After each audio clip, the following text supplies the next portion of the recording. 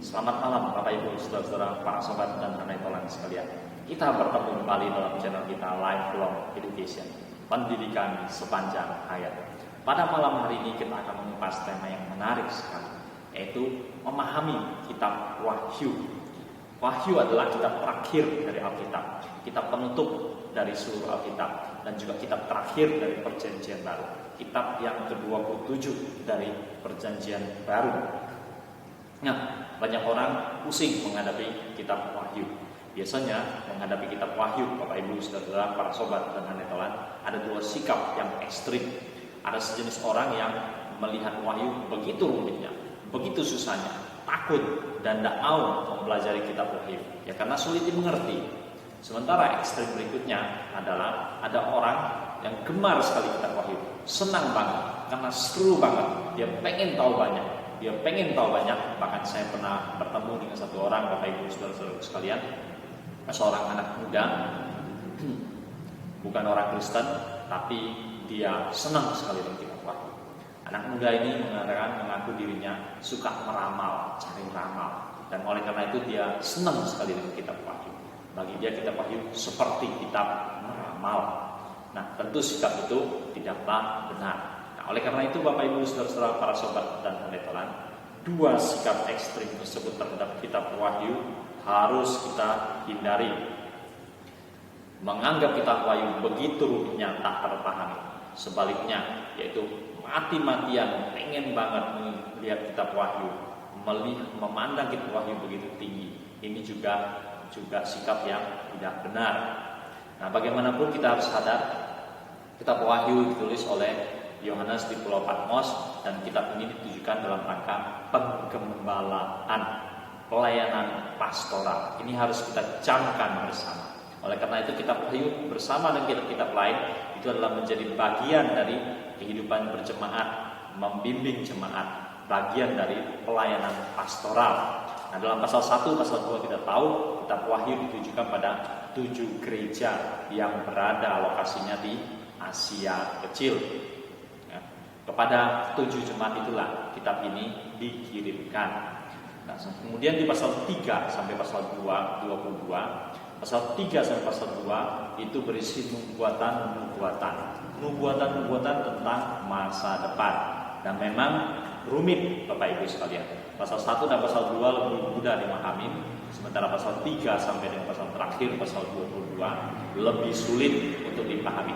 Tapi kita tetap harus berpegang teguh. Kitab Wahyu ditujukan dalam rangka pelayanan pastoral, menggembalakan 7 jemaat di Asia Kecil, dan itu juga berarti bagi semua gereja, semua umat pada masa kini. Sebagaimana kitab-kitab lainnya perlu kita baca, demikian juga kitab Wahyu kita perlu membaca, mempelajari.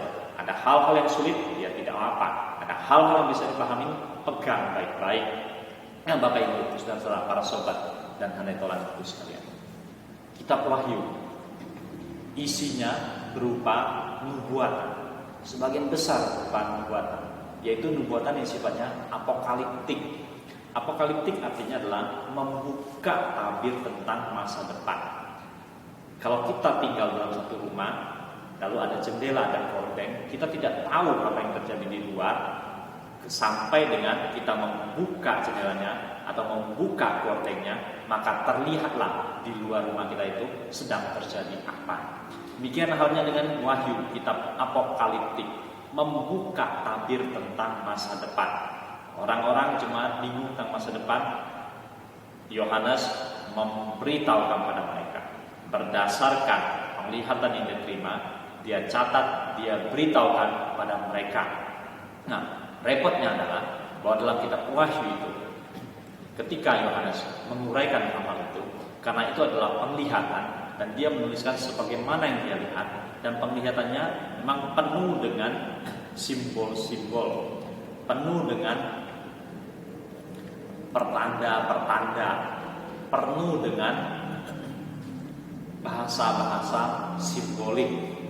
Oleh karena itu, kitab Wahyu jangan dipahami secara hurufiah sebagaimana dalam pasal 3 dan pasal 2 sampai 22. Karena kalau kita pahami secara hurufiah, maka kitab Wahyu akan menjadi seperti film kartun anak-anak. Karena penggambaran-penggambaran yang simbolis tersebut berupa angka-angka, berupa hewan-hewan, berupa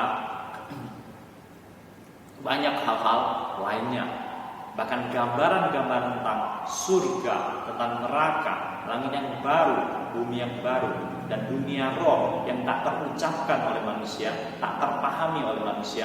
Melalui penglihatan yang diterima oleh Yohanes, dia mencoba menuliskannya dan mengirimkannya pada jemaat-jemaat di Asia Kecil, dengan harapan itu akan mengingatkan mereka, mengajari mereka, memberitahu mereka, dan membimbing mereka untuk tetap hidup sebagai seorang yang mengikut Tuhan. Nah, Bapak Ibu saudara-saudaraku sekalian, jadi jangan terlalu memandang berat, memandang rumit kitab Wahyu. Jangan juga terlalu antusias memandang kitab Wahyu lebih dari kitab-kitab yang lainnya. Bacalah kitab Wahyu sebagaimana engkau membaca kitab-kitab yang lainnya. Ada hal-hal yang mudah dipahami, pahamilah, peganglah dengan baik. Ada hal-hal yang masih rumit, biarlah, tidak apa-apa kita belum paham sekarang. Siapa tahu suatu hari kita akan paham, belajar lebih banyak lagi, menggali lebih banyak lagi, dan mudah-mudahan engkau akan semakin paham. Sudah semakin paham, pegang baik-baik, lakukan, kerjakan, praktekkan, aplikasikan dalam kehidupan. Dan firman Tuhan dalam kitab Wahyu itu akan menguatkan engkau, menuntun engkau menghadapi hari depan, menghadapi eskatologi sampai akhir zaman, sampai hidup yang akan datang. Selamat malam, sampai berjumpa kembali dalam channel-channel kita dengan pembahasan-pembahasan yang lebih menarik.